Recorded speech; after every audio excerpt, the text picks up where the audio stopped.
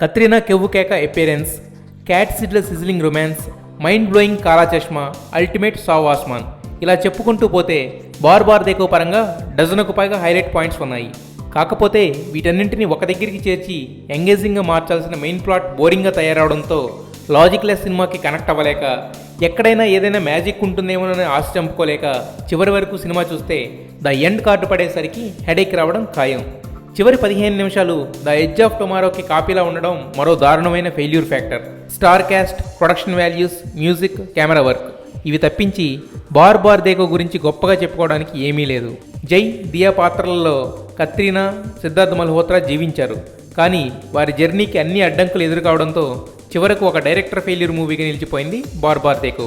తన మూవీకి అన్ని హంగులు ఉండాలని కోరుకునే కరణ్ జోహర్ అయిన బేసిక్ ఎలిమెంట్ అయిన స్టోరీ ప్లాట్పై కాస్త వర్క్ చేస్తున్నా రిజల్ట్ ఎలా ఉండేది కాదు. కొత్తదనం పేరుతో కథని కూనీ చేసి బాక్సాఫీస్ దగ్గర సైతం కూలబడేలా చేశారు. సో ఓపిక ఉంటే పనేమీ లేదనుకుంటే ఒక్కసారి మాత్రమే భరించగలిగేంత బాగుంది బార్ బార్ దేకో. కుమారి, అచ్చ తెలుగు పేరున్న అమెరికా అమ్మాయి, గట్టిగా ట్రై చేస్తే వర్కౌట్ అయ్యేలా ఉంది.